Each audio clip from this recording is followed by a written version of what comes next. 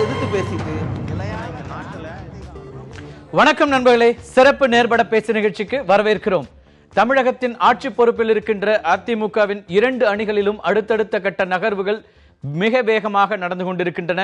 ஒரு பக்கம் ஆட்சி பொறுப்பில் இருக்கின்ற அதிமுக அம்மா அணியின் சார்பாக இன்று மாலை பத்திரிகையாளர்களை சந்தித்த திரு தம்பிதுரை, நாடாளுமன்ற துணை சபாநாயகராக இருக்கின்ற திரு தம்பிதுரை, 2 அணிகளும் சேர்வதில் எந்த பிரச்சனையும் இல்லை, பேச்சுவார்த்தைக்கு நாங்கள் தயாராக இருக்கின்றோம் என்கிற கருத்தை முன்வைத்திருக்கிறார்.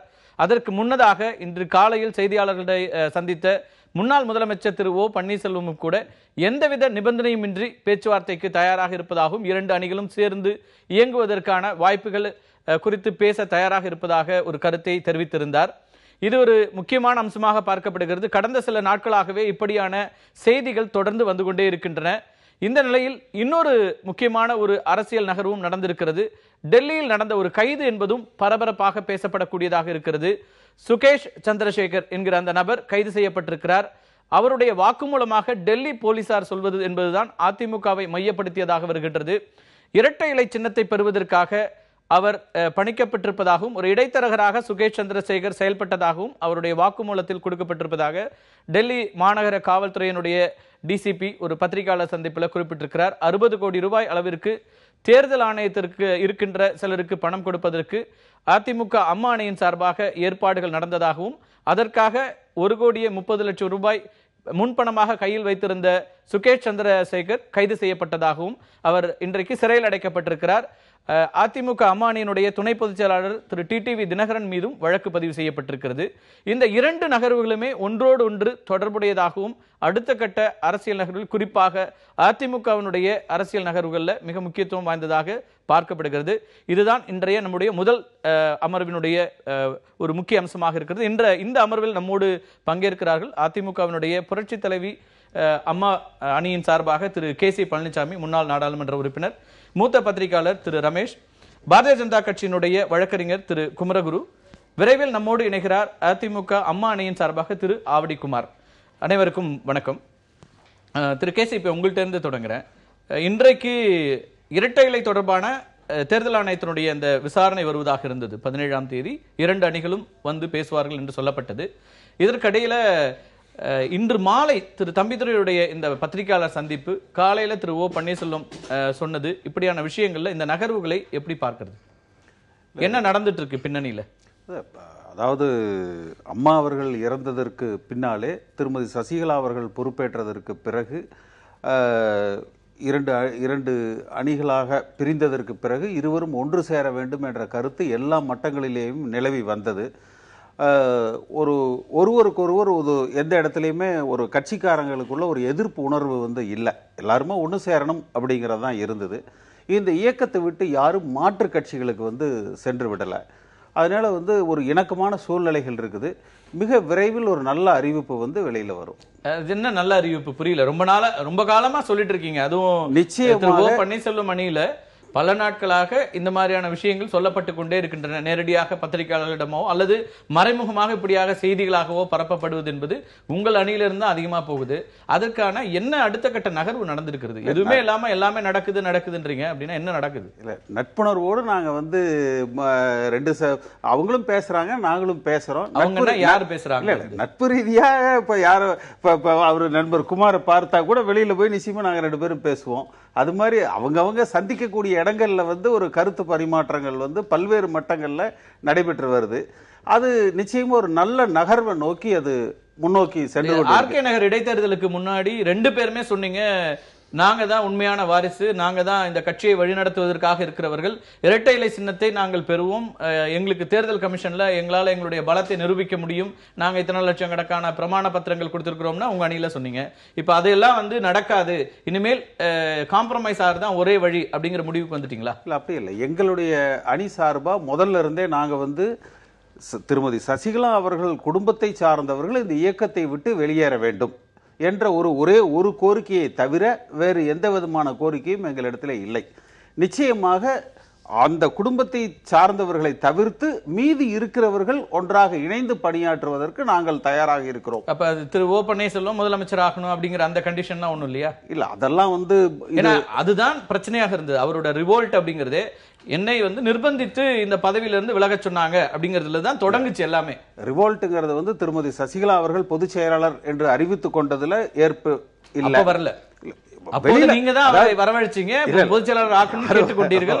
மிக தாழ்மையோடு கேட்டுக்கொண்ட காட்சிகளையும் பார்த்தோம். அதெல்லாம் நீங்க ஊடகங்கள்ல நாங்க பார்க்கலங்க, வீடியோ காட்சிகளை மக்களே பார்த்தாங்க. மக்கள் ஊடகங்கள்ல பார்த்த செய்தி அது.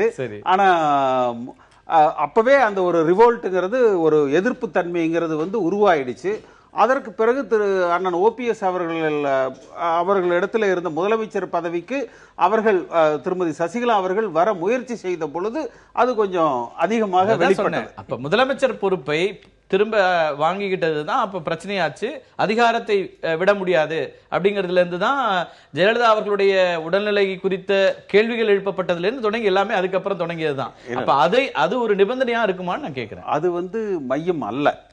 திருமதி சசிகலா அவர்களும் அந்த குடும்பத்தை சார்ந்தவர்களும் இந்த இயக்கத்திலே ஒரு ஆதிக்கம் செலுத்தக்கூடாது, அவர்கள் இந்த இயக்கத்தை விட்டு வெளியேற வேண்டும் என்ற உணர்வு வேண்டுமானால் அது வெளிப்படையாக வெடித்தது. ஆனால் ஓபிஎஸ் அவர்கள் அந்த முதலமைச்சர் பதவியில விட்டு விலகியதற்கு பிறகு வெளிப்படையாக வெடித்தது. நம்ம பேசணும், தொடர்ந்து நிறைய கேள்வி இருக்கு அதுல. திரு ஆவடிக்குமார், திரு தம்பிதுரையுடைய நேர்காணல் பத்திரிகையாளர் சந்திப்பு அப்படிங்கறத எப்படி எடுத்துக்கிறது? வழக்கமான சந்திப்புகள் இருந்து இது வேறுபட்டதாக இருந்தது. அவருடைய ஒட்டுமொத்த அந்த ஒன்லைன் ஆஃப் அந்த பிரஸ் மீட் அப்படின்னு சொல்லணும்னா 2 பேரும் இணைந்து செயலாற்றுவது அப்படிங்கறதுல நின்றது. திடீர்னு இந்த மாற்றங்கள்லாம் நடக்க தொடங்கி இருக்கிறது. பேச்சுவார்த்தைகள் நடப்பதாக செய்திகள் எல்லாம் நிறைய வந்து கொண்டே இருந்தது.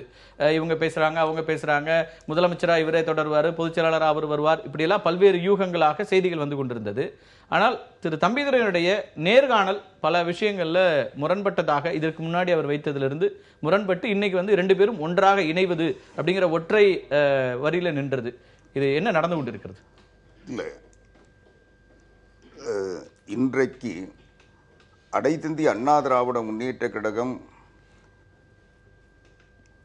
தொடர்ந்து இயங்க வேண்டும் என்றால் அதனுடைய அடையாளமாக புரட்சித் தலைவர் எம்ஜிஆர் உருவாக்கிய புரட்சித் தலைவி அம்மா அவர்கள் முன்னெடுத்து சென்ற இரட்டை இலையை மீட்க வேண்டும். எனவே அதற்காக ஒரு முயற்சியை இன்றைக்கு எடுத்திருக்கிறோம். இதில் இருக்கின்ற தடைகள் களையப்பட வேண்டும் என்றால் இப்போ எல்லாருமே அனைத்து இந்திய அண்ணா திராவிட முன்னேற்ற கழகத்தை சார்ந்தவர்கள் தான், யாரும் கட்சியை மாறல, வேற கட்சி ஆரம்பிக்கல. அதனால அவங்க அதிமுகன்ற பெயரை பயன்படுத்த முடியாத நிலை ஏற்பட்டுருச்சு. இரண்டாக பிரிந்ததால் இல்ல, கட்சியினுடைய பெயரை பயன்படுத்த முடியாத நிலை இருக்கு. இது ஊடகங்கள் கற்பித்த, தேர்தல் ஆணையம் சொன்னது. நான் சொல்றேன், ஊடகங்கள் உருவாக்கப்பட்ட கற்பித்த அதை தொடர்கின்ற எங்களுக்கு எதிரான ஒரு சதி. தேர்தல் ஆணையம் ஆர்கே நகர்ல மட்டும்தான் சின்னத்தையும் பெயரையும் பயன்படுத்த, ஆர்கே நகர் தேர்தலில் மட்டும்தான் பயன்படுத்த வேண்டாம். 2 அணிகளும் அவங்க அடையாளத்தை தனிப்படுத்தணுன்றதுக்காக 2 பெயரையும் 2 சின்னத்தையும் தந்தாங்க. அப்போ கூட அவங்க தமிழ்நாடு முழுக்க அல்லது இந்தியா முழுக்க அதை பயன்படுத்தக்கூடாதுன்னு எந்த தடையும் போடல. ஆர்கே நகர் தேர்தலுக்கான ஒரு அறிவிப்பு தான். அதுதான் நீங்க இப்ப 2 அணிகள் இல்ல அப்படின்னா எதுக்காக தேர்தல் கமிஷன்ல போய் நீங்க ஆர்கியூ பண்ண போறீங்க? வேற என்ன பிரச்சனை தேர்தல் கமிஷன் முன்னாடி இருக்கு? சரியான கேள்வி.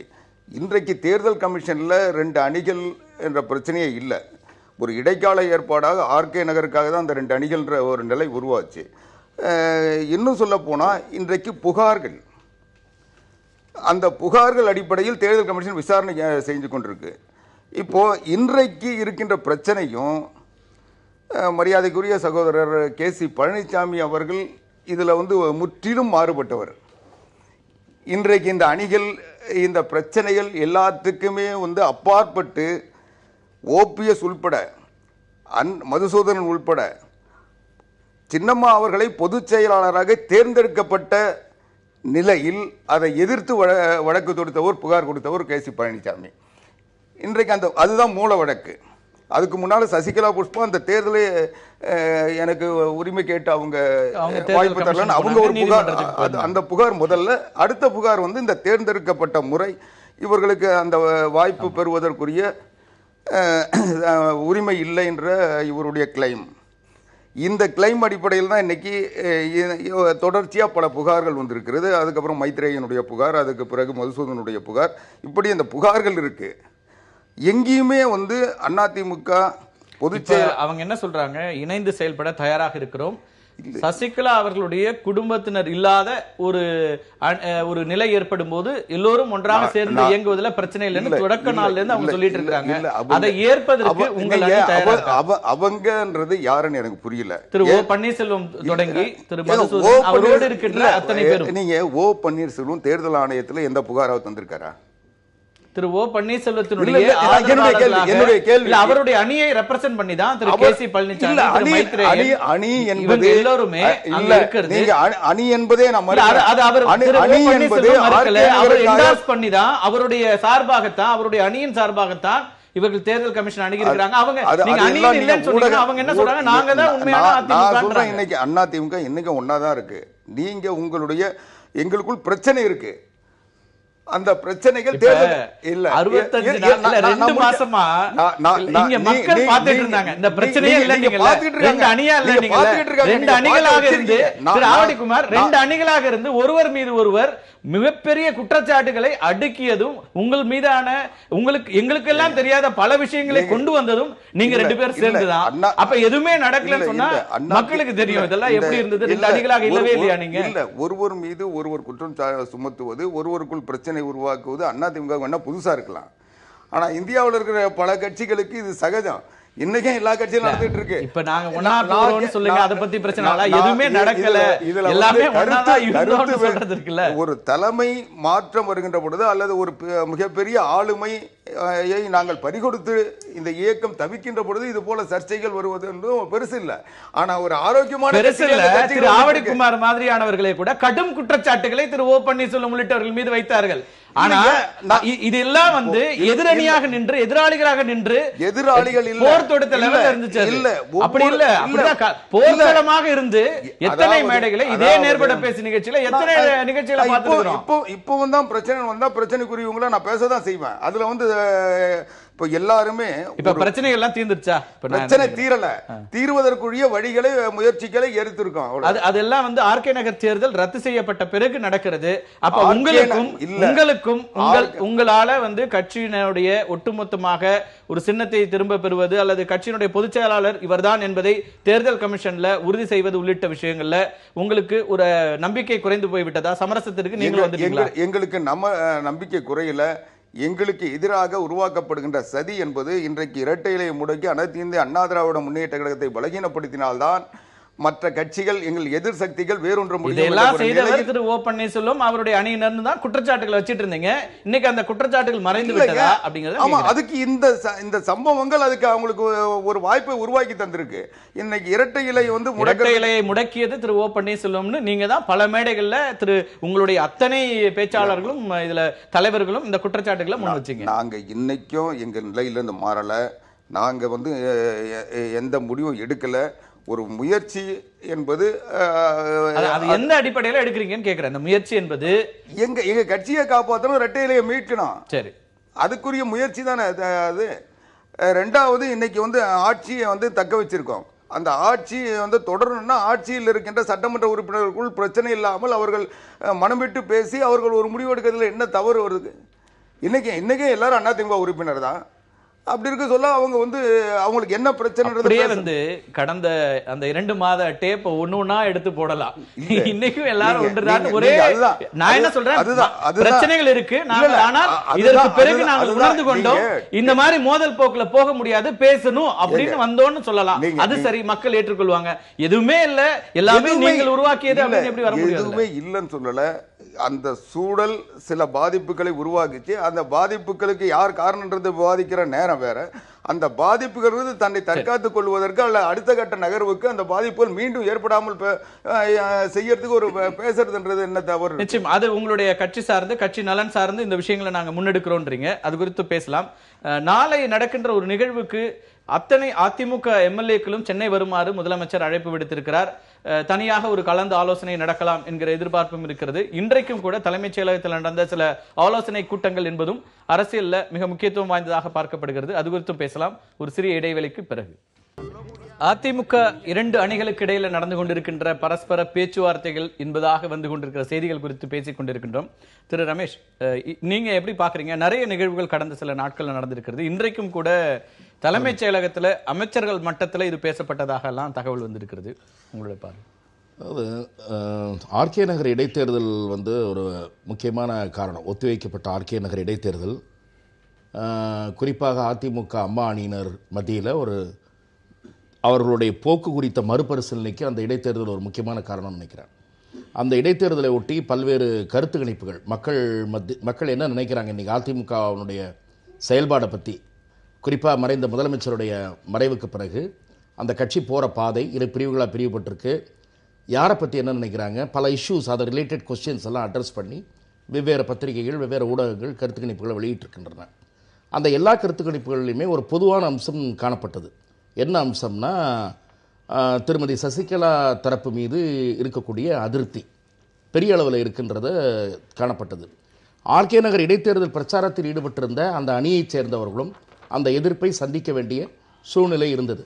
மக்கள் மத்தியில் முன்னாள் முதலமைச்சருடைய மறைவு குறித்த சந்தேகங்கள், அதேபோல் அந்த எம்எல்ஏக்கள் எப்படி ஒரு சுதந்திரமாக இருக்க அனுமதிக்கப்படவில்லை என்ற அந்த தொகுதிகளில் இருந்த மக்களுடைய மனநிலை, இப்படி பல அம்சங்கள் காரணமாக இவர்களுக்கு ஒரு தாங்கள் போகிற பாதை கரெக்டான பாதையான்ற ஒரு மறுசிந்தனை, இது சரியாக உதவுமா, இந்த சூழ்நிலையில் கட்சியினுடைய சின்னம் முடக்கப்பட்டது. ஆக இது வந்து கட்சி பிளவுபட்டதுன்னா நம்முடைய எல்லாருடைய எதிர்காலமே கேள்விக்குரிய. குமார் குறிப்பிட்டது மாதிரி அது அந்த இடைத்தேர்தலுக்காக முடக்கப்பட்டது சின்னம் என்பது. இடைத்தேர்தலுக்காக முடக்கப்பட்டது. எதனால் முடக்கப்பட்டது? கட்சி இரு கூறுகளாக பிளவுபட்டதுனால முடக்கப்பட்டது. அது தொடர்பாக மக்களுடைய கருத்தும் வெளிப்பட்டது. ஆக மக்கள் மத்தியில் இருக்கக்கூடிய இந்த கருத்தை அவர்கள் உணர தலைப்பட்டார்கள். ஆகவே ஒன்றுபட்டால்தான் இந்த கட்சிக்கு எதிர்காலம், நமக்கு எதிர்காலம், இந்த சட்டமன்றத்தினுடைய ஆயுள் நீடிப்பதும் கூட அதை பொறுத்து தான் இருக்கிறது. 12 பேர் போனாங்க, மேலே ஒரு 10 பேர் போகிறதுக்கு எவ்வளோ நாள் ஆகுன்ற ஒரு சூழ்நிலையும் இருக்குது. ஆக இந்த சிந்தனையெல்லாம் பிறகான வருமான வரி, அதற்கு பிறகு அதுதான் அது அடுத்த கட்டம். அதற்கு பிறகு அமைச்சருடைய வீட்டில் நடந்த ரெய்டு, அதில் வெளிப்பட்ட சில தகவல்கள் மிகவும் அதிர்ச்சிகரமானவை. அந்த தகவல்களை அதிமுக அம்மா தரப்பு மறுப்பதற்கு அவர்களுக்கு உரிமை உண்டு. வருமான வரித்துறை பல விவரங்களை வெளியிட்டிருக்கிறது. சில தகவல்களை மறுக்க முடியாது. அமைச்சருக்கு வேண்டிய ஒருவருடைய வீட்டிலிருந்து கிட்டத்தட்ட 5 கோடி ரூபாய் எடுக்கப்பட்டிருக்கு. அப்போ அந்த மாதிரியான விஷயங்கள்லாம் இருக்கு. அதுல யார் என்றே தெரியாதுங்கிறாரு அவர். சொல்றாரு பல அமைச்சர்களுடைய பெயர் குறிப்பிடப்பட்டு அவர்கள் எத்தனை வாக்குகளுக்கு பொறுப்பேற்றிருந்தார்கள் என்பதெல்லாம் குறிப்பிடப்பட்ட விவரங்கள் வந்திருக்கு. இது இன்றைக்கு வருமான வரித்துறையினுடைய விசாரணையிலையும் வருமான புலனாய்வுத்துறை விசாரணையிலையும், இன்னும் சொல்லப்போனால் அது வந்து என்ஃபோர்ஸ்மெண்ட்டினுடைய விசாரணைக்கும் போகக்கூடிய வாய்ப்பு இருக்கிறதாகவும் சிபிஐனுடைய விசாரணைக்கு போகக்கூடிய வாய்ப்பு இருக்கிறதாகவும் பல தகவல்கள் தொடர்ந்து வந்து கொண்டிருக்கின்றன. இது தவிர 3 அமைச்சர்கள் அந்த டாக்குமெண்ட்ஸே வந்து ஃபோர்ஜ் டாக்குமெண்ட்ஸ், யார் வேணாலும் இப்படி வந்து வாட்ஸ்அப் மூலமா யார் வேணாலும் ஒரு ஃபோர்ஜ் டாக்குமெண்ட் உருவாக்கலாம். ஆனா அது யார் வீட்டில இருந்து எடுக்கப்பட்டது சார்? அது யார் வந்து இந்த கட்சிக்கு எதிரானவர்களோ அவர்கள் வீட்டிலிருந்து எடுக்கப்பட்ட இது ஃபோர்ஜ் டாக்குமெண்ட் சொல்லலாம். இவர்கள் யார் வீட்டிலிருந்து எடுக்கப்பட்டதோ அவர்கள் ஏதோ ஒரு வகையில் சம்பந்தப்பட்டவருக்கு நெருக்கமானவர்கள் என்பதை எஸ்டாப்ளிஷ் செய்யும். அந்த துறை நிச்சயமாக அதை செய்யும். அது ஒரு பக்கம் இருக்கட்டும், நான் அதுக்குள்ள விரிவா போக விரும்பல. அங்கிருந்து வராதனால அந்த கேள்வியில் அவங்க எழுப்பிட்டு வருமான வரித்துறை தவறு இருக்கும். நான் அந்த ஒரு நிமிஷம் அதை முடிச்சிடறேன். நீங்க அந்த இதை பத்தி கேட்டதுனால இப்போ அந்த சிந்தனை இரு தரப்பில் ஏற்பட்டிருக்கு. இதுல குறிப்பிடத்தக்க விஷயம் என்னன்னா, இந்த ஒற்றுமை என்பதை அதிமுக அம்மா அணியைச் சேர்ந்தவர்கள் முன்னெடுக்கிற அந்த ஒற்றுமை என்பது ஓபிஎஸ் வரவேற்கிறேன்னு சொல்றாரு. எந்த அடிப்படையில் இதை எடுக்கிறாங்கன்றது மிகவும் கவனிக்க. எந்த நிபந்தனையும் இல்லாம இல்ல அவங்க எடுக்கிறது, அதிமுக அம்மா அணி எடுக்கிற முன்முயற்சி என்பது, நான் கேள்விப்பட்டவரை, நீங்களும் ஊடகத்துறை இருந்தவர்கள் நீங்களும் கேள்விப்பட்டிருப்பீங்க, அந்த குடும்பத்தைச் சேர்ந்தவர்களை ஒதுக்கி வைத்துவிட்டு நாம் இணையலாம் என்று சொல்லுவது மிகவும் கவனிக்கத்தக்க ஒன்று. அந்த இணைப்பு நீங்க சொன்ன போல ஸ்மூத் டிரான்ஸ்மிஷனாக இருக்குமா என்பது ஒரு கேள்விக்குறி.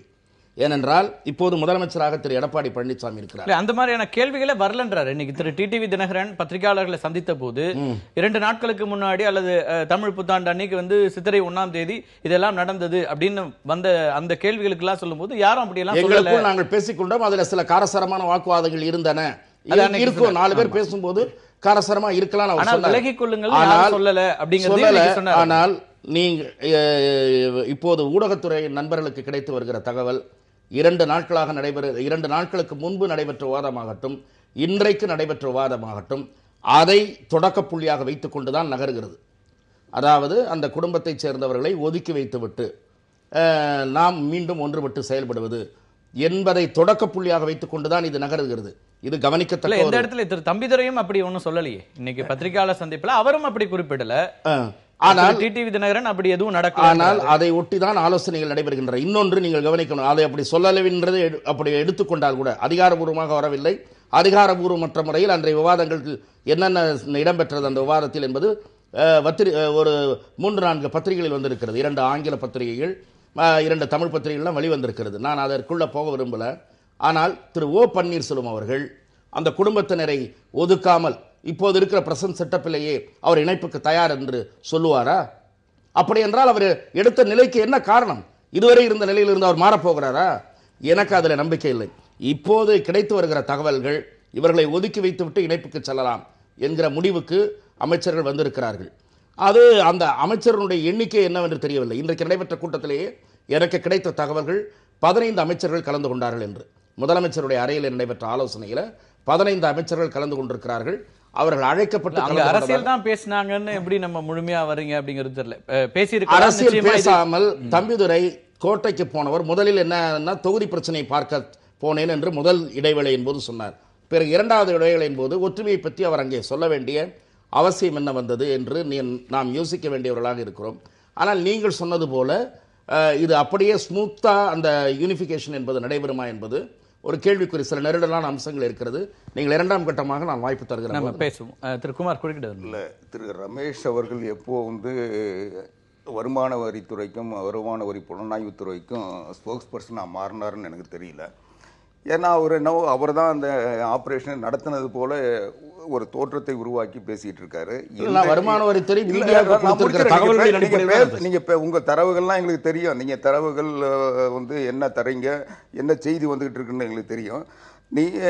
இதுல அவருக்கு தனிப்பட்ட முறையில் விஜயபாஸ்கர் வீட்டில் அவர் வருமானம் அதிகமாக வச்சிருந்தாருன்னா அதனுடைய நடவடிக்கை அவர் உட்படுத்தப்பட போகிறார். அதை எதிர்கொண்டு தான் ஆகணும். அவர் சட்டம் என்ன அவருக்கு நிலையை உருவாக்குதோ அந்த நிலையை அவர் எதிர்கொள்வார். அதில் எங்களுக்கு எந்த சங்கடமும் இல்லை.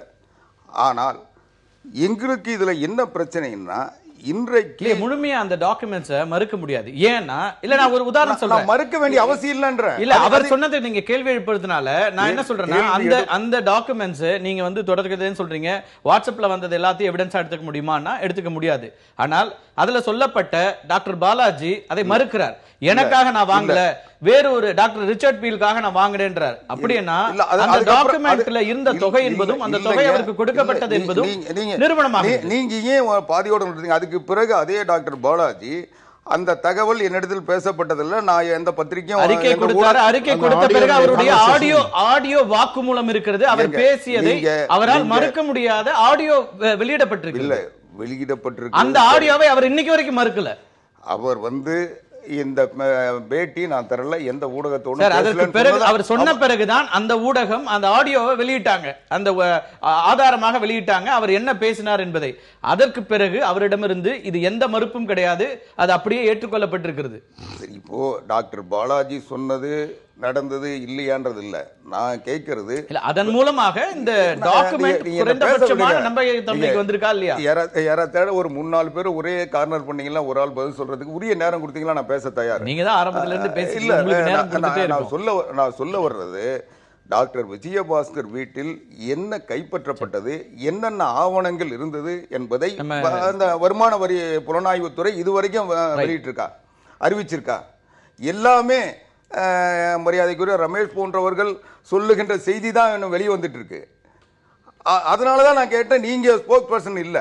அப்போ அப்படி இருக்க சொல்ல அங்க இது நடந்திருக்கும், இந்த இதுதான் ஆவணம், இதே வருமான வரித்துறை விசாரணை இன்னைக்கும் போயிட்டு இருக்கு.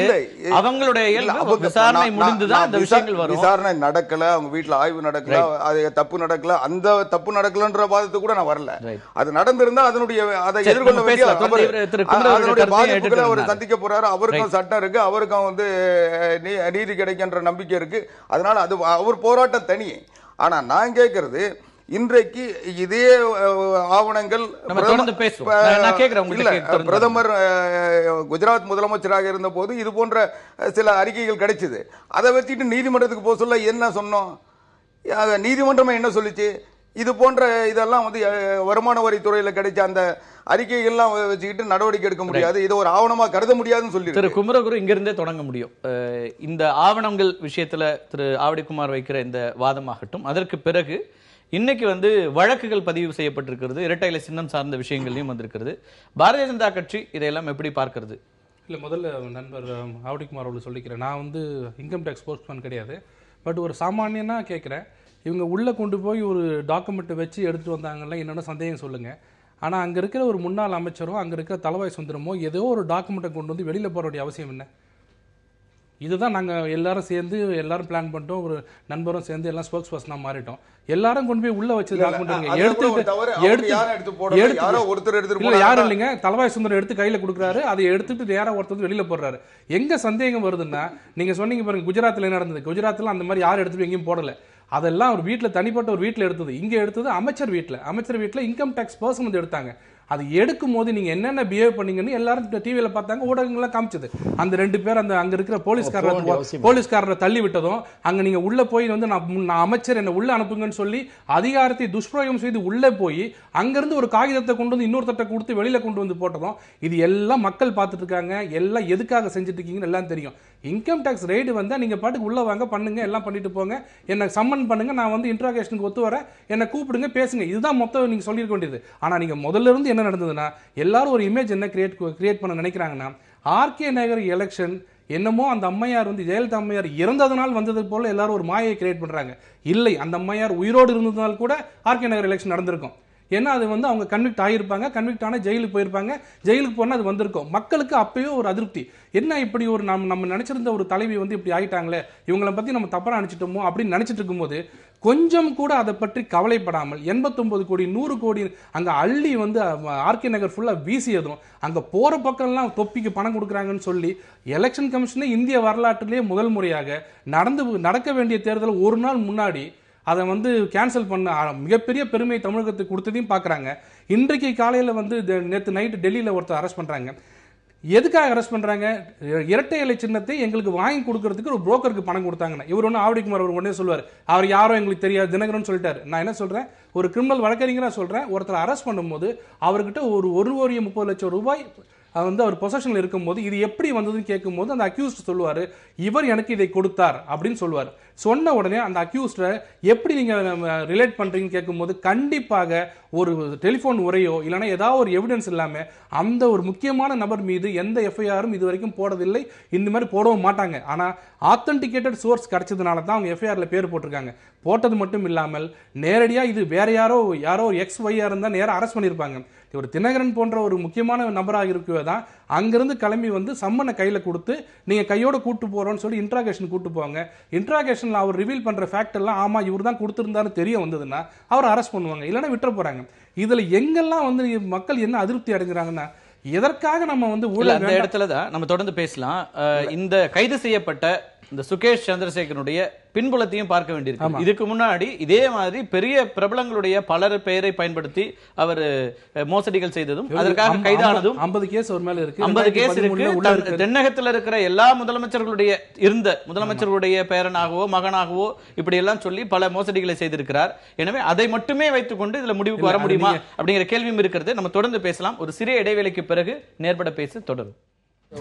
இரட்டை இலை சின்னம் பெறுவதற்காக லஞ்சம் கொடுக்கப்பட்ட புகாரில் கைது செய்யப்பட்டிருக்கின்ற சுகேஷ் சந்திரசேகர் குறித்தும் அதற்காக பணம் கொடுக்கப்பட்டதாக வந்திருக்கிற குற்றச்சாட்டுகள்ல அம்மா அணியின் அதிமுக அம்மா அணியினுடைய துணை பொதுச் செயலாளர் திரு டிடிவி தினகரன் மீது வழக்கு பதிவு செய்திருக்கிறது டெல்லி மாநகர காவல்துறை. அது குறித்து பேசிக் கொண்டிருக்கிறோம். இடைவேளைக்கு முன்னாடி பேசினீங்க திரு, அவருடைய அந்த பின்னணியையும் நம்ம பார்க்க வேண்டியது. நீங்க கேட்டது கரெக்டானது. ஆனா இந்த மாதிரி ஒரு ஹேபிச்சுவல் அஃபெண்டர்ஸ் குற்றவாளிகளை வந்து விசாரிக்கும் போது டபுள் எட்ஜ் வெப்பன் மாதிரி 2 பக்கம் இருக்க கத்தி மாதிரி அது நம்மளே நாளைக்கு தாக்கிடும். அதனால போலீஸ் வந்து இன்னும் எக்ஸ்ட்ரா காஷியஸா இருப்பாங்க.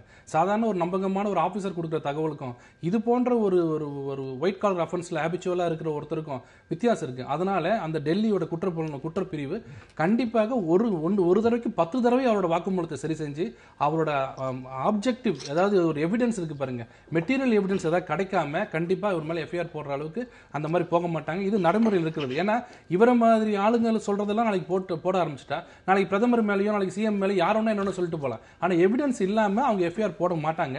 அப்படியே போட்டிருந்தா கூட அவர் ஓரலா வந்து இல்ல. திரு டிடிவி தினகரன் இன்னைக்கு காலையில பத்திரிகையாளர் சந்திப்புல மிக தெளிவா சொன்னாரு, இந்த பெயர் யாருன்னே தெரியாது, நான் இன்னைக்கு டிவி மூலமா தான் தொலைக்காட்சிகளை பார்த்து தான் தெரிந்து கொண்டேன் அப்படிங்கிறார். யார் வேணா என் பேரை பயன்படுத்திட்டு போயிருக்க முடியும், அதற்கும் எனக்கும் தொடர்பு இல்லைன்றாரு. அப்படி இவர் தினகரன் விட்டுருங்க, எந்த அரசியல் கட்சி தலைவரோ இல்ல எந்த குற்றம் செய்பவரோ ஒரு பிரச்சனை வந்த உடனே என்ன மன்னிச்சிருங்க, நான் தான் பண்ணிட்டேன், நான் என்ன ஜெயிலுக்கு அனுப்புங்கன்னு யார் சொல்லியிருக்காங்க? அதனால இது மறுப்புங்க. ஆனால் எல்லா நேரங்களிலும் காவல்துறை பதிவு செய்த எல்லா வழக்குகளிலுமே 100% உண்மையாவும் இருந்தது இல்ல. டெல்லியில வந்து ஏன் அதை பண்ணாங்கன்னா சீக்ரெட் இன்ஃபர்மேஷன் சொல்றாரு. அந்த டிஜிபி சஞ்சய் சரபத் என்ன சொல்றாருன்னா, நாங்க ஒரு பர்டிகுலர் இடத்துல சீக்ரெட் இன்ஃபர்மேஷன் வந்தது, இந்த பர்டிகுலர் நபர் மட்டும் ஒரு வாரமா ஹையர் ரிஜென்சில 5 நட்சத்திர ஹோட்டல்ல கண்ட பக்கம் செலவு பண்ணிட்டு இருக்காரு. அவரோட நடவடிக்கை எங்களுக்கு சந்தேகமா இருந்தது. இன்ஃபர்மேஷன் வந்து நாங்க போய் பிடிக்கும் போது இது மாதிரி இருந்ததுன்னு போது அவர் தெளிவா இந்த இரட்டை இலை சிம்பல் வந்து எப்பப்ப பேசினாங்க, யார் வந்தாங்கன்னு எல்லாமே அவர் சொன்னதுனால, இவ்வளவு ஆத்தென்டிகேட்டரா இருந்ததுனால தான் அவங்க இவ்வளவு தூரம் வந்து சம்மன்லாம் எடுத்துட்டு வராங்க.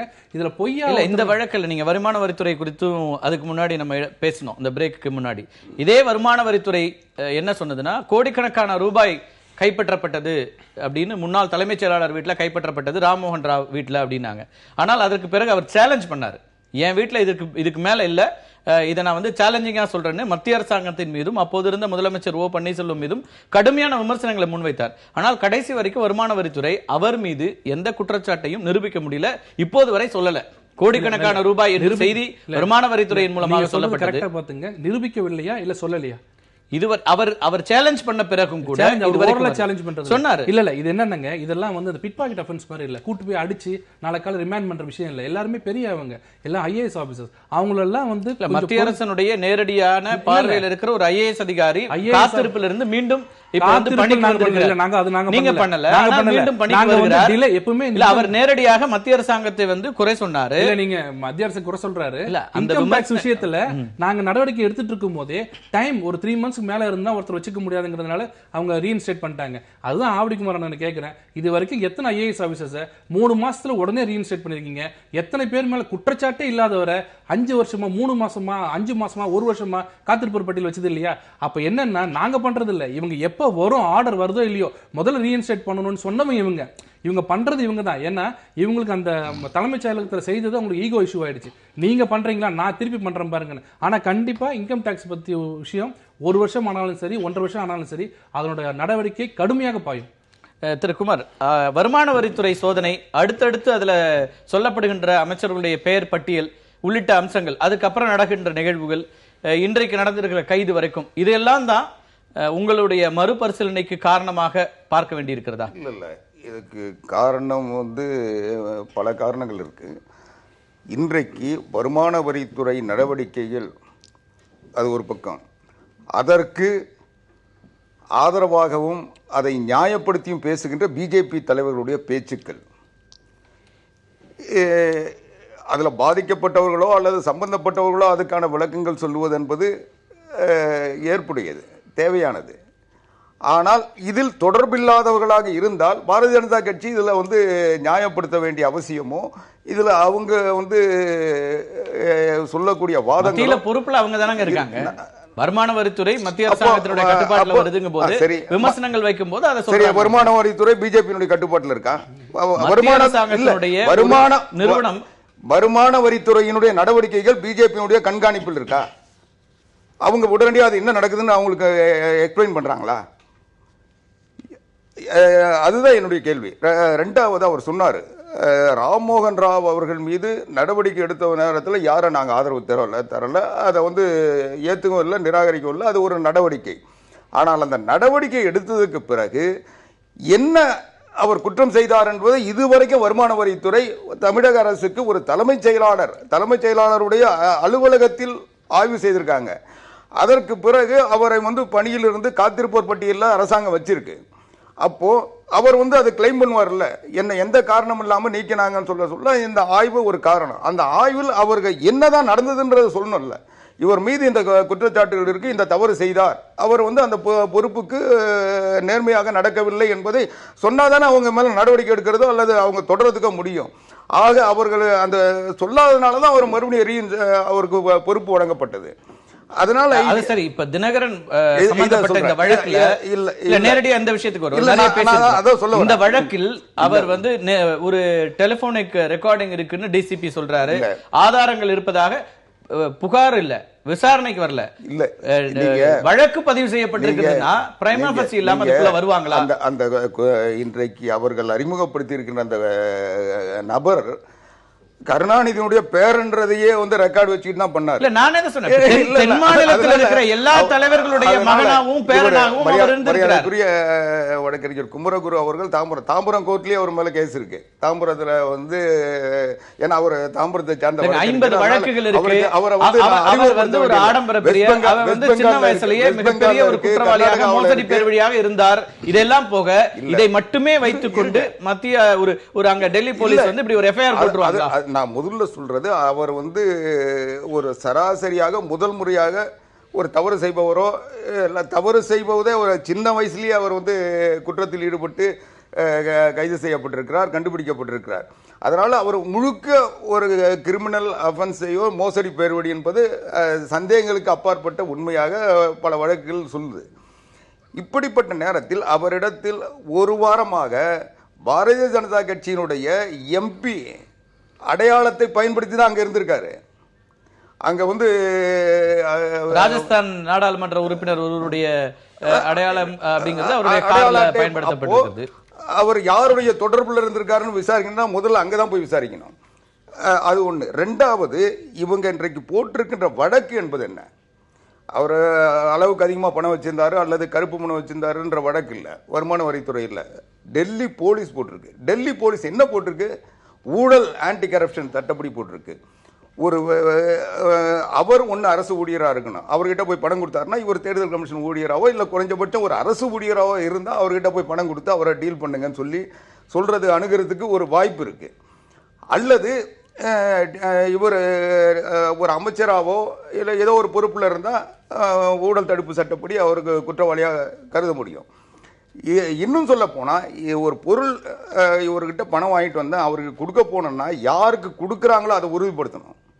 அவர் யாருக்கு அப்ப தேர்தல் ஆணையம் நீங்க வந்து பாரதிய ஜனதா கட்சி இப்படியான ஒரு சதியை பாரதிய ஜனதா கட்சியே சொல்ல நீங்க கொடுத்த லிங்க் எல்லாம் சொல்றீங்க. அனுமானத்தை நீங்க சொன்னது நாடாளுமன்ற உறுப்பினரை நீங்க குறிப்பிட்டு பேசுறது எதுக்காக நான் கேக்குறேன். உங்களுடைய அனுமானம் நான் கேட்கல, இருக்கு நேரடியா கேக்குறேன். நாடாளுமன்ற உறுப்பினருடைய அட்டையை பயன்படுத்தினார் சொல்றதன் மூலமா நீங்க என்ன கருத்து சொல்ல விரும்புறீங்க? விசாரணை செய்ய வேண்டிய இடம் அங்கிருந்து தொடங்க வேண்டியதை விட்டுட்டு அல்லது அடுத்த நிலையில் இருந்தா தேர்தல் ஆணையத்தில் இவருக்கு அனுசரணையான இவர் யாரை நம்பி அந்த பணத்தை வாங்கினார், யார்கிட்ட கொண்டு போய் கொடுக்க போறாரு, அதை வந்து ஊழல் தடுப்பு சட்டப்படி அதுதான். அவர் யார சொல்லி இருந்தாலும் அவர் அதை வழக்குல சேர்த்திருக்கணும்.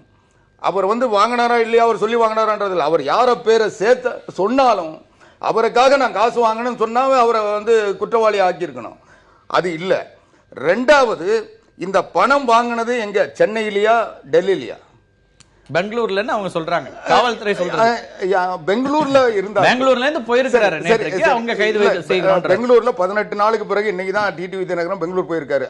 அதெல்லாம் அப்புறம் விசாரணையில இதெல்லாம் விசாரணை இல்ல, அவங்க எங்க வாங்குனாரு என்ன பண்ணாரு அவங்க சொல்றது நேரடியா சொல்றது. நான் சொல்ல வர்றது சொல்ல விடுங்க. வாக்குமூலத்தின் அடிப்படையிலன்றாங்க. பெங்களூர்ல அது பணம் அவர் வாங்கிட்டு போயிருந்தா கூட டெல்லி போலீஸ் எப்படி நடவடிக்கை எடுக்க முடியும்? டெல்லியில இருக்கிற ஹோட்டல்ல எங்க சம்பவம் நடந்ததோ அங்கதான் சார். டெல்லி ஹோட்டல்ல வச்சு கண்காணிப்புல கிடைச்சிருக்காங்க, அவங்க சஸ்பெக்ட் பண்ணி அரெஸ்ட் பண்றாங்க. அதுக்கு பிறகு வாக்குமூலத்துல இதெல்லாம் வருதுன்னு சொல்றாங்க. டெல்லி இந்த ஸ்டேட்மென்ட் முழுமையா தவறு அப்படிங்கிறீங்களா? நிச்சயமா இது புனையப்பட்ட வழக்கு, திட்டமிடப்பட்டு தயாரிக்கப்பட்ட வழக்கு. இதில் எந்த டெல்லி காவல்துறைக்கு உங்கள் மீது அப்படி என்ன தனிப்பட்ட முறையில் என்ன பிரச்சனை இருக்கு? ஒரு வழக்கை புனைய வேண்டும் அப்படின்னு டெல்லி காவல்துறை அதிகாரிகளுக்கு என்ன இருக்கு? கெஜ்ரிவால் மேல என்ன காழ்ப்புணர்ச்சி இருந்ததோ அதுதான் டெல்லி காவல்துறைக்கு இருக்கா? டெல்லி முதலமைச்சர் கெஜ்ரிவால் மீது டெல்லியினுடைய காவல்துறைக்கு இருக்குதா அந்த காழ்ப்புணர்ச்சி?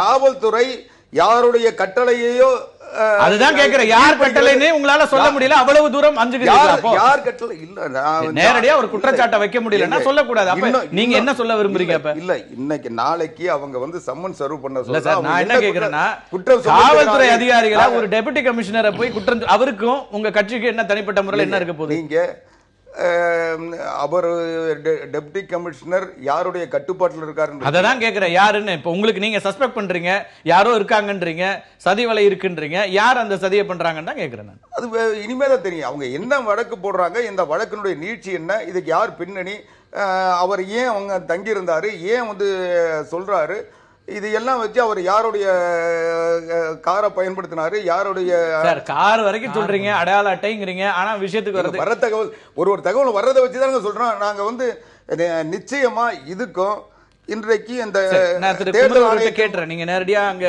எம்பிக்கள் இதெல்லாம் வந்ததுனால இப்ப இது வந்து ஒரு காழ்ப்புணர்ச்சியில தான் இந்த வழக்கு பதிவு செய்யப்பட்டிருக்கிறது அப்படிங்கிறார். இல்லைங்க, அவர் சொன்ன மாதிரி அந்த எம்பியோட கார் அந்த எம்பளம் வந்து ஃபோர்ஜ்டா இல்லை உண்மையாக அவர் கொடுத்து பயன்படுத்துதான்னு அடுத்து தான் தெரியும். பிரைம் அக்யூஸ்ட் சொல்றாரு, முக்கியமான பணத்தையும் நான் வாங்கினேன், அது எலெக்ஷன் கமிஷன் கொடுக்கறதுக்காக. இது 8 of prevention of corruption act கிளீனா வரும். இல்லீகல் கிராட்டிஃபிகேஷன் மணி இதுல இல்ல. இப்ப அவர் இந்த நாடாளுமன்ற உறுப்பினருடைய அடையாள அட்டை வைத்திருந்தது உண்மையா ஃபோர்ஜ்டான்றது விசாரணைக்கு அப்புறம் தான் தெரியும்னா, அப்ப அவன் சொல்ற அவர் அந்த குற்றவாளி சொல்கின்ற மற்ற புகார்களும் அப்படி விசாரிக்க வேண்டியது. அவர் வந்து டிடிவி தினகரன் சொல்றாருன்னா உடனே அப்படி எம்பியோட கார் அந்த எம்பளம் பயன்படுத்தினதாக அதனால என்ன பாதிப்பு வந்தது? ஆனா பணம் இருந்தது எதுக்காகன்னு கேட்கும் போது அந்த பணமும் அதுதான் அவர் என்ன சொல்றாருன்னா, யார் அவரை இயக்குகிறாரு அப்படிக்குமார் இங்க இருந்துகிட்டு வந்து டெல்லியில யார் இயக்குறாங்கன்னு அவர் கேட்கிறாரு. நான் சொல்றது ஒரு ஏடிஜி ஒரு ஏடிஎஸ்பி அவர் லெவல்ல இருக்கிற ஒரு ஐபிஎஸ் ஆபீசர் வந்து நாங்க சொன்னாலும் நீங்க சொன்னாலும் யார் சொன்னாலும் நேரா போய் அரெஸ்ட் பண்ண மாட்டாங்க. அவருக்கு நல்லா தெரியும். ஒரு பியூரோக்ராட்ன்றவர் யார் சொன்னாலும் உடனே பண்ணிட முடியாது. அவங்க பிரைம் ஃபேஸை சாட்டிஸ்ஃபை ஆனதான் பண்ணுவாங்க. அது என்ன சாட்டிஸ்ஃபை பண்ணாங்கன்றது நீங்க கேளுங்க. ஏன் நாளைக்கு உங்களுக்கு தெரியாத டெல்லி அட்வொகேட்ஸா நாளைக்கால சுப்ரீம் கோர்ட்ல வந்து ஹைகோர்ட் டெல்லி ஹைகோர்ட்ல போட்டு ஒரு ஆன்சபிலிட்டி பில் கேளுங்க. அதுல ஃபுல் டீடைல் கொடுத்துட போறாங்க. யாரா என்ன கேட்கணும் எல்லாமே சட்ட ரீதியா அவங்க என்ன செய்யணுமோ அதை செய்தா போறாங்க. அதுதான் பண்ணுவாங்க. அவர் சொல்றது என்னன்னா, இது எல்லாத்துலயுமே ஒரு கனெக்ட் வந்து பிஜேபியோட வருது. இதுக்குன்னு இல்லைங்க, நம்ம ஊர்ல குழாயில தண்ணி வரலனா கூட பிஜேபி தான் காரணம். இங்க வந்து இப்ப ஒரு ஃபேஷனா போச்சு. எது எங்க நடந்தாலும் என்ன பிரச்சனைனா, குழாயில நாளை காலைல தண்ணி வராதுங்கறத முத நாள் நீங்க சொல்லுவீங்க, அடுத்த நாள் அது நீங்க சொல்றீங்க. அது யார் சொல்றது? இல்ல நீங்க சொல்றீங்க ஓபிஎஸ் வந்து ஏக்கறீங்கன்னு சொல்றீங்க. நாங்க சொல்லல. இப்ப தண்ணி குழாயில தண்ணி வரது நாங்க முடிவு பண்ணும்போது இல்லங்க, பொதுவான ஒவ்வொரு முறையும் தேர்தல் நடக்காதுங்கிறதோ சிம்பல் முடக்கப்படுங்கிறதோ இந்த விஷயங்கள் எல்லாம் முன்கூட்டியே நீங்க சொல்றீங்க. நீங்க உங்க அப்சர்வேஷன்ல சொல்றோம் அப்படின்றீங்க, உங்களுடைய அரசியல் அனுபவத்துல சொல்றீங்க. சொல்லுங்க சின்ன முடக்கப்படும்னு உங்களுக்கு தெரியாதா? மனசாட்சியோட சொல்லுங்க. ரெண்டு ஃபேக்ஷன் போய் கேட்கும்போது 10 நாள் எலெக்ஷன் வச்சு கேட்கும்போது எந்த நேரத்துல ஒரு எலெக்ஷன் கமிஷன் இது எல்லாமே அன்பிரசிடென்டடா இருந்ததுங்க. எப்படிங்க ஒரு நாள் முழுக்க விவாதத்தை கேட்டு அதற்கு பிறகு தள்ளி வைத்தது? இதெல்லாமே இடைத்தேர்தல் வரும்போது ரெண்டு ஃபேக்ஷனா பிரியும் போது அந்த சமயத்துல கண்டிப்பா ரெண்டு பிரியும். சின்ன முடக்கப்பட்டது மட்டுமே இல்ல, உங்களுக்கு தெரியும் ஒவ்வொரு முறையும் தமிழகத்தினுடைய பாரதிய ஜனதா கட்சி தலைவர்கள் முன்கூட்டியே சில விஷயங்களை கணிக்கிறார்கள். ஒரே ஒரு நாங்க அது வந்து நீங்க அரசியல் அனுபவத்துல கணிச்சிருப்பீங்க. நான் வேற எதுவும் இல்ல, நீங்க என்ன புனைப்பெல்ல சொன்னீங்க முடிச்சறேன். அதாவது ஓபிஎஸ் அவர் சொல்ல இல்ல ஓபி இதையும் கேட்டு இதையும் போய் சொல்லுங்க, சேர்த்து போய் சொல்லுங்க. நீங்க ஓபிஎஸ் அவர்கள் நாங்க தான் ஏக்கறோம், நாங்களா தியானம் இருக்கு சொன்னோம், நாங்களா அவரை விட்டு வெளியில வர சொன்னோம். இப்ப நாங்களா போய் சேர சொல்றோம். இப்ப சேர சொல்றது நாங்க சொல்றோமா? இப்ப என்ன அங்க மாறுதல் வந்துருச்சாங்க? ஏடிஎம்கேல பெரிய மாறுதல் வந்துருச்சா? இப்ப எதுக்கு போய் சீரியல் சேர்றன்றாங்க? சேர்றதும் நீங்களே முடிவு பண்றீங்க, பிரியறதும் நீங்களே முடிவு பண்றீங்க, நீங்களே போய் சண்டை போட்டுக்கிறீங்க. ஆனா எல்லாத்துக்கும் ஒருத்தர் யாருன்னா பிஜேபி தான் ஏக்குதுன்றது ஒரு ஃபேஷன். இப்போ அதாவது மற்ற ரெண்டு பேரும் ஒரே ஒரு அவர் சொன்னதுக்கு, அதாவது தேர்தல் ஆணையத்துல வழக்கு தொடுத்த கேசிபி இங்க இருக்காரு. அவங்க வழக்கு தொடுத்தது பொதுச் செயலாளர் தேர்வு சரியில்லைன்றதுதான் அவங்களுடைய கோரிக்கையை. ஆனா அதுக்கு தீர்வு கரல. இது அப்புறம் பாத்துக்கலாம். ரெண்டு பேரும் போய் களத்துல தேர்தல் ஆணையம் செய்ய முடிவுகளை நீங்க பாரதிய ஜனதா கட்சி நேரடியா முடிச்சு போடுறதா தப்புங்கறார் அவரு. நேற்றைக்கு கூட தேர்தல் ஆணையம் எடுக்கிற முடிவுகளுக்கு தேர்தல் ஆணையம் தான் சொல்லுச்சு. 2016ல உங்க ஆட்சி வர்றதுக்கு தேர்தல் ஆணையம் நடத்தின தேர்தல் தான். அப்ப அவங்க சொன்ன முடிவுகளை நம்ம ஏத்துக்கிட்டோமா இல்லையா? அப்ப வந்து ஃபேர் எலெக்ஷன் கமிஷனா இருந்துச்சு. இப்ப நமக்கு முடிவுகள் சரியா இருக்கும்போது அதை சரின்னு ஏத்துக்கிறோம். தேர்தல் ஆணையம் அதுவும் தலைமை தேர்தல் அதிகாரிகள் தேர்ந்தெடுத்த ஒரு முடிவு. தேர்தல் ஆணையம் தன்னுடைய இயலாமையில் அல்லது போதுமான காலத்தை எடுத்துக்கொள்ள முடியாத சூழ்நிலையில் இது எங்க பற்றி கேட்டுக்கிறேன் திரு கேசிபி. இந்த விஷயங்கள்ல இப்போ இந்த மாறுதலுக்கு உட்பட்டு நீங்க சொல்ற அந்த குறிப்பிட்டு சொல்லிட்டே இருக்கீங்க ஒரு குடும்பம் இருக்கக்கூடாதுன்னு, அப்படியான ஒரு விஷயத்துக்கு வர முடியாது அப்படிங்கிற நிலை இருந்தால் இந்த பேச்சுவார்த்தை அடுத்த கட்டத்துக்கு போகுமா போகாதா? ஏன்னா எந்த நிபந்தனையும் இல்லாமல் பேசுவதற்கு தயார்னா திரு ஓ பன்னீர்செல்வம் இன்னைக்கு காலைல சொல்லியிருக்கிறார். இல்லை, நிச்சயமா இன்னைக்கு ஆட்சி பொறுப்பில் இருக்கிற அமைச்சர்கள், சட்டமன்ற உறுப்பினர்கள், கட்சியினுடைய முக்கியஸ்தர்கள் எல்லாருமா அந்த ஆர்கே நகர் சட்டமன்ற தேர்தலில் மக்களை சந்திக்கிற பொழுது உண்மையான நிலவரங்கள் உணரப்பட்டிருக்கிறது. அதனால அந்த குடும்பம் இல்லாத ஒரு அண்ணா திராவிட முன்னேற்ற கழகம் குமார் ஒத்துக்கல. அப்படியான ஒரு கண்டிஷன் ஒத்துக்கிறீங்களா? அதாவது இன்றைக்கு அனைத்து இந்திய அண்ணா திராவிட முன்னேற்ற கழகத்தின் பொதுச் செயலாளர் சின்னம்மா அவர்கள் தான். அதுல எந்த சமரசத்தையும் நாங்கள் முன்வைக்கல. இன்றைக்கு கூட மரியாதைக்குரிய கழகத்தினுடைய கொள்கை உறுப்பு செயலாளர், நாடாளுமன்ற துணை சபாநாயகர் டாக்டர் தம்பிதுரை அவர்கள் தாமாக முன்வந்து பேச்சுவார்த்தைக்கு வருகின்ற போது நாங்கள் அதை ஏற்றுக்கொள்கிறோம் தான் சொல்லியிருக்காரு. ஒழிய எந்த நிபந்தனை அடிப்படையில் யாரையும் இழந்துவிட்டு ஒரு ஒற்றுமையை உருவாக்க முடியாது. புரட்சித் தலைவி அம்மா அவர்களோடு இருந்தவர்கள், தொடர்ந்தவர்கள், அவர்களுக்கு பின்னணியில் இருந்தவர்கள் எல்லோரும் சேர்ந்துதான் அப்படியான ஒரு சேர்ந்து பேசுவதற்கு ஒன்றாக இணைவதற்கு அவர் தயாரா இருக்கிறாரா? யாரு? உங்களுடைய பொதுச் செயலாளர். எங்களுடைய கட்சியினுடைய பொதுச் செயலாளர் இன்றைக்கு கருத்துக்களை வெளியே சொல்ல முடியாத நிலையில் இருக்காங்க. அதனுடைய சார்பாக துணை பொதுச் செயலாளர் மிக தெளிவாக சொல்றாரு, எல்லோரும் வந்தால் ஒற்றுமையாக தாய் கழகத்தில் இணைந்து ஒற்றுப்பட்டு இருப்போம். அவர் அக்னி பரீட்சை நிகழ்ச்சியில நம்ம புதிய தலைமுறை தொலைக்காட்சி நேர்காணலையும் சொன்னாரு, அதுக்காக எல்லோரும் கேட்டு நான் ஒதுங்கி போவோம், நான் தயாரா இருக்கிறேன். எந்த நிலையிலும் அதை சொல்லிட்டு நீங்க இன்னும் விடல. அவங்க எல்லாம் சொல்றாங்க இல்ல நீங்க உங்களை போன்ற தலைவர்கள். நான் சொன்னது கழகத்தினுடைய பொதுச் செயலாளர் சின்னம்மா அவர்களை பற்றி சொன்னேன். சரி, திரு ரமேஷ், ரொம்ப சுருக்கமாக இருக்கட்டுமா சொல்லணும்னா, நான் ஏற்கனவே சொன்னது தான். திரு பன்னீர்செல்வம் அவர்கள் நிபந்தனையற்ற பேச்சுவார்த்தைக்கு அவர்கள் தயாராக இருப்பதாக சொன்னது அவர்கள் முதலில் வைத்த கருத்தை ஒட்டி வந்தார். அதாவது அந்த குடும்பத்தினர் கட்சியிலிருந்து விலகி கொண்டு கட்சியில் நாம் எல்லோரும் சேர்ந்து செயல்படுவது என்ற அடிப்படையை அவர் வைத்து தான் உள்ள வச்சு தான் அந்த கருத்தை சொல்லியிருக்கிறாரே தவிர, அந்த குடும்பத்தோடு சேர்ந்து நான் சேர்ந்து செயல்பட தயாராக இருக்கேன்னு அவர் சொன்னதாக புரிந்து கொள்ள முடியாது. அப்படி இருந்தால் அது அர்த்தமற்றதாகவும் சந்தர்ப்பவாதமாகவும் இருக்கும். ஆக அதை அவர் மீன் பண்ணல. அதே போல சந்தர்ப்பவாதங்கள் இல்லாம என்ன நடந்தது, ஆனா அதற்கான வாய்ப்பு மிக மிக மிக குறைவு என்றுதான் என்னுடைய அனுமானம். பேசிய வகையில், இரு தரப்பிலும் நான் பேசிய வகையில். அதே போல திரு குமார் அவர்களும் இப்போது நடந்து கொண்டிருக்கின்ற சில டெவலப்மெண்ட்ஸை பற்றி அவருக்கு சில தகவல்கள் தெரியவில்லையோ என்று நான் கருதுகிறேன். ஏனென்றால் அவர் கட்சியில் இருக்கிறவரை விட உங்களுக்கு நிறைய சோர்ஸ் இருக்கும், அதை நான் குறைச்சி இல்ல, ஆனால் அதை கடந்து நடந்துட்டு இருக்குன்னு சொல்றீங்களா? அதை கடந்து நடந்துகிட்டு இருக்கு. இன்னைக்கு சில அமைச்சர்கள், பல சட்டமன்ற உறுப்பினர்கள் எப்படியாவது இந்த இணைப்பை நாம கொண்டு போயிடணும், அதாவது இருவரும் பிரிவுபட்டவர்கள் மீண்டும் சேர்ந்து செயல்படணும், அதற்கு அந்த குடும்பத்தை சேர்ந்தவர்கள் தடையாக இருப்பார்கள் என்று சொன்னால் அதை நம்ம விலக்கி வைத்துவிட்டு நாம் இதை ப்ரொசீட் பண்ணணும் என்ற முடிவுக்கு வந்திருக்கிறார்கள் என்பதுதான் தகவல்.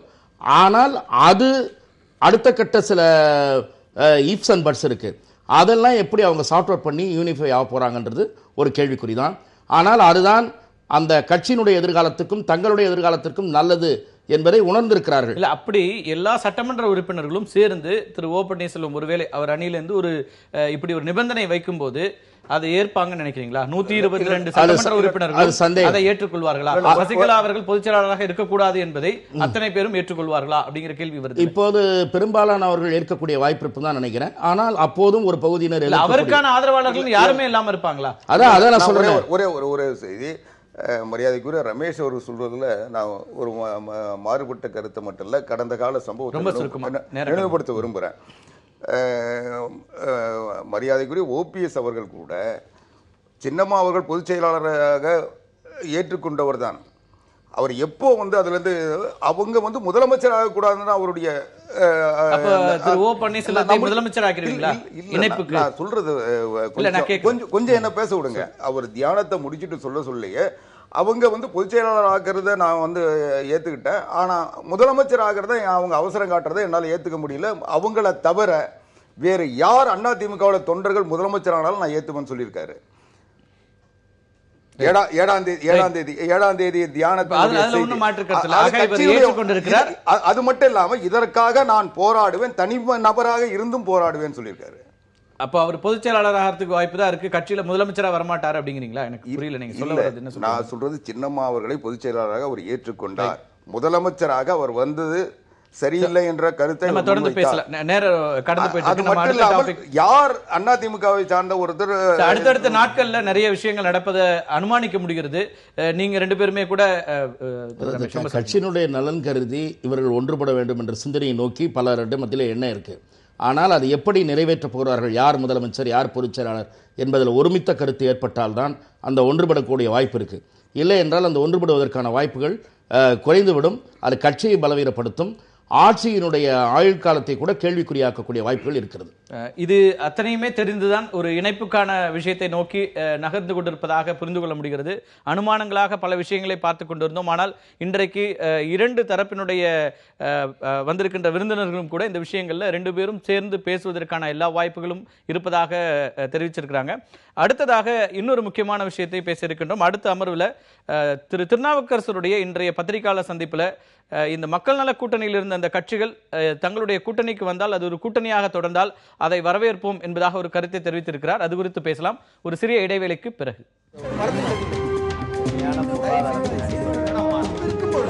எதிர்த்து பேசிட்டு